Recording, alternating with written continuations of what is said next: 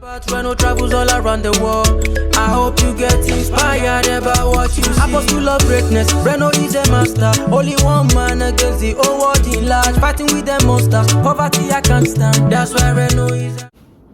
Thank you for joining me on my masterclass. Now, today we're talking about cryptocurrency and the warning by the European Union that investors tend to lose all of their money. A lot of people have been spooked, and as a noted crypto analyst, I've gotten calls from the news media and a lot of investors, people telling me, am I going to lose my money? What's going to happen?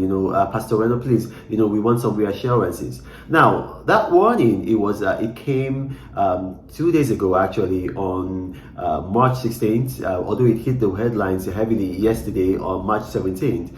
And basically what the body that actually gave that warning is called the European Supervisory Authorities, and it comprises three bodies. It comprises the European Banking Authorities, and then the European Securities Authorities, and then the European Insurance and Pension Authorities. So the three of them, they make up the European Supervisory Authorities, and they are bodies of the European Union. Now, why are they doing this? You got to recall that if you watch one of my videos before, I told you that the neat thing about cryptocurrency is that governments cannot touch it, they cannot stop it, they cannot freeze it. So you see what's happened with Russia. The West, NATO and the United States have frozen a lot of Russian reserves in their countries, a lot of Russia's accounts.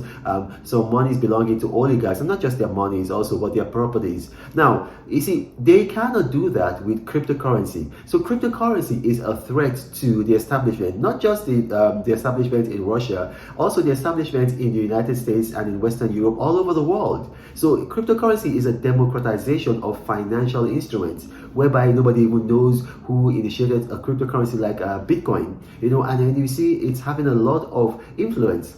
And so they've seen that, okay, in 2018, the Trump administration, they put sanctions on Cuba. And when they put the sanctions on Cuba, Cuba just went around it, and then they started using Bitcoin. And so there was nothing the United States could do with all of their power, with all of their might, with all of their influence. And now we've seen a reprise of this in Russia, where Russian oligarchs, the Russian government itself, and the Russian people have just bypassed the Western sanctions by going into cryptocurrency. So that is the background, upon which this warning is coming. So you have to understand that the governments, feel threatened by this, and so they want to spook you, they want to make you afraid. There's nothing wrong with cryptocurrency, especially if you limit yourself to the cryptocurrencies that I've told you guys about in the past, and this is just for informational purposes. This is not financial advice, this is informational purposes. So I've told you guys, that as long as you're sticking with Bitcoin, Ethereum, Litecoin, and then Bitcoin Cash, maybe Bitcoin Gold, and some of the other ones, along that line, then you're okay. But if you want to start going into risky altcoins, you're going to have a challenge, and you can lose all your money. But let's look at indexing, because I've been indexing cryptocurrency, especially Bitcoin and Ethereum. If you look at the index, when I say index just simply means that you put in all the financial data, in like an Excel or in like some format where you can study it every day. So you're looking at the price low, the price high, the price average per day, and you're looking at it over a period of about 10 years. You see that nobody, who has invested in Bitcoin, in Ethereum, or in Litecoin, or would have lost money. In fact, people who have invested in those cryptocurrencies have actually made a lot of money. They've made a lot of money. If you invested $100 in a cryptocurrency like Bitcoin in the year 2013, your investment today will be worth $4.2 million. An average of $4.2 million. You don't have to take my word for it. You can research it yourself. So these governments, they are not comfortable, so they want to make you afraid. And the Europeans are taking a different approach from the Americans. You can see that the Americans have seen that, look, this is not something that we can stop. So what happened on Wednesday, March 9th, 2022, President Biden actually signed an executive order, telling U.S. federal agencies, look, you got to embrace cryptocurrency, find a way to regulate it, you got to embrace it. And then even before he did that, New York had actually done that. New York had actually come up to say, okay, you know what, they've authorized a number of people, including Binance and including USDT, to issue digitized US dollars. So don't allow what you've read, don't allow any of that to scare you. It's as a matter of fact, on Wednesday, March 9th, 2022, after President Biden signed that executive order, which some of you might have heard, the price of Bitcoin shot up by 9.1, and then other cryptocurrencies. The challenge with cryptocurrency is when you start going to get all these, like, I don't want to mention them, but all these alternative coins that just promise you crazy rates.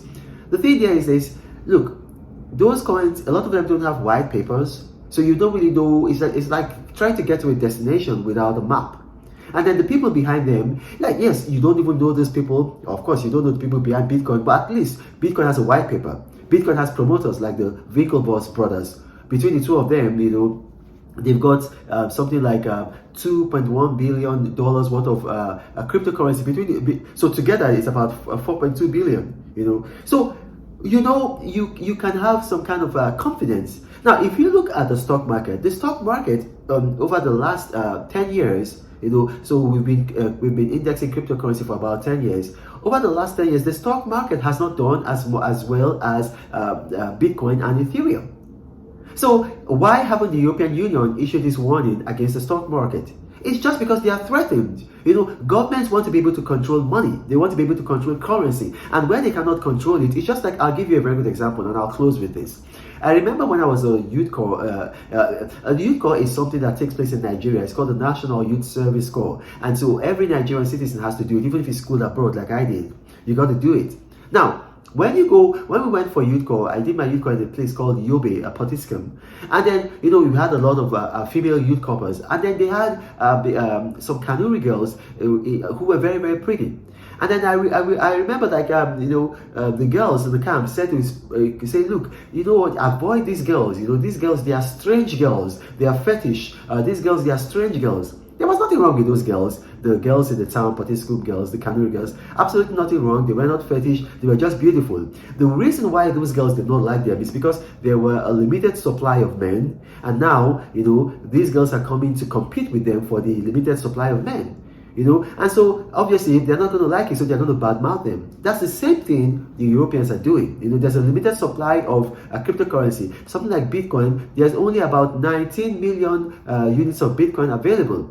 And then the supply is limited, but the demand is high, increasing. And so, people are looking at it as a viable alternative. The price is only going to go up. So says a lot of people, including Ian Balina, who is the founder of Token Metric, one of the biggest consultancies on cryptocurrency. So says Steve Wozniak, the co-founder of Apple. Apple is one of the biggest companies in the world. He says that he sees Bitcoin going up to $100,000. So says people like Matthew Hyland. And if you in cryptocurrency, Matthew Hyland, that this is a man who knows what he's talking about. So say people like Chamath Palihapitiya, the Sri Lankan born Canadian American investor, billionaire investor. So look, do not allow yourself to be spooked.